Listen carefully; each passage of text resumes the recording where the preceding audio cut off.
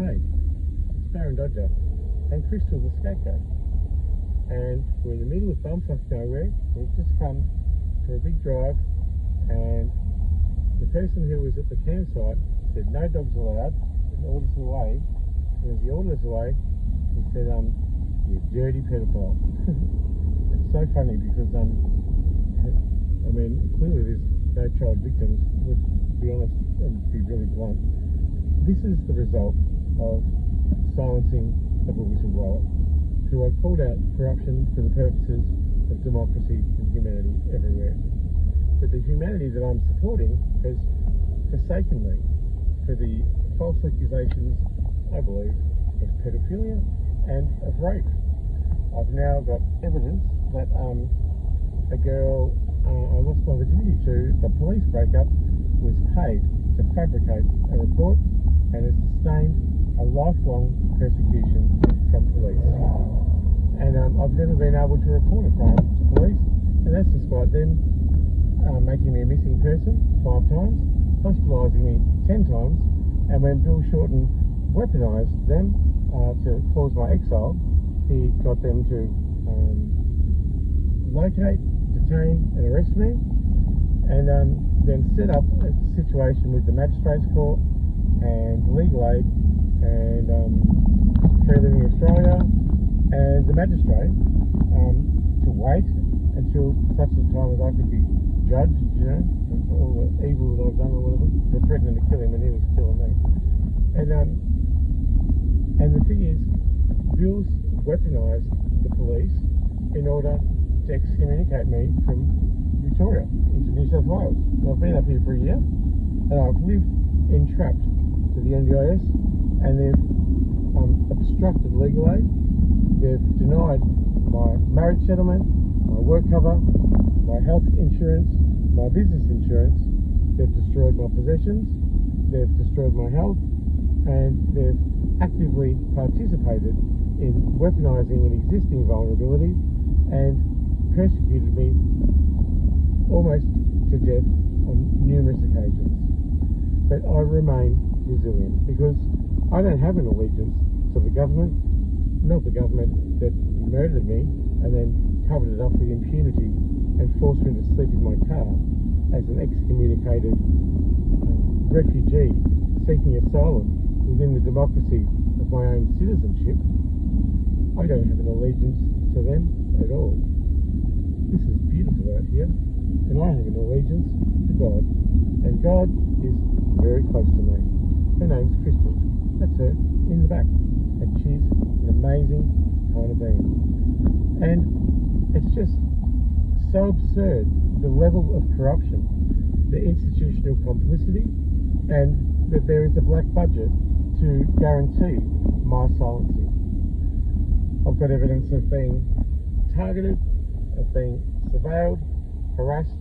I suffer from V2K audio harassment, which is a sophisticated method to torture a person, such as a whistleblower, and a well-known thing in the government in order to persecute someone, and everyone remain tight-lipped about it.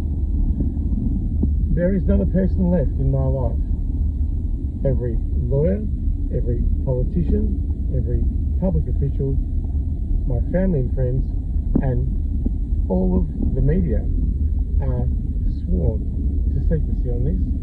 I've tried every single which way to get acknowledgement and justice for my egregious human rights abuses and the institutional murder, which is my suicide attempt, and the fact that systemically and politically they're still trying to assassinate me, and they're doing it with impunity, which is such an insanely, even almost incomprehensible way of damaging a single vulnerable gay whistleblower with a disability and torture him to death, that it boggles the brain.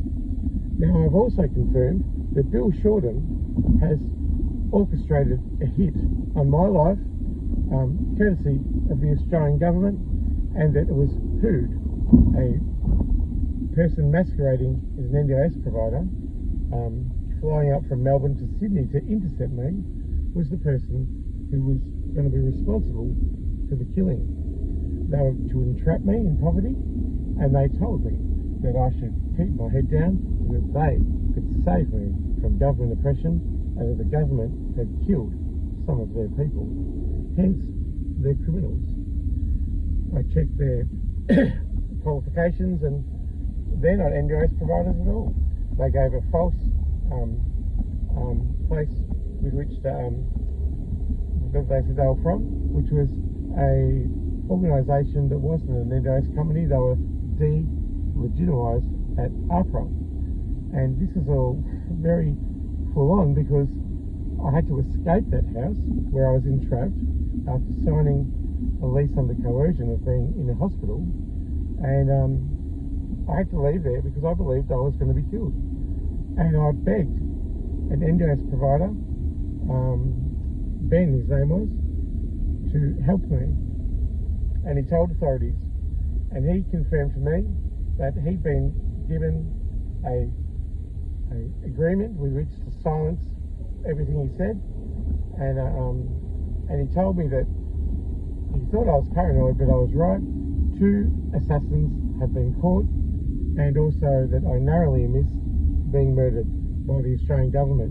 And because I whistleblew on this publicly and provided the evidence, the government had to acknowledge that if I was murdered, they would have to front up to it, and they would have to own up to the killing. And this for me is just information that is just given to me in a way that's never really acknowledged. I can't call police. I'm a rejected whistleblower. I can't go to a lawyer, and I can't go to the media. This is the most full-on corruption case that implicates the Prime Minister, the Attorney General, and all of the government agencies which have acted with impunity with corrupt decisions in order to cause my detriment. And right now, I'm with Crystal, I'm with God, and I am fucking amazing.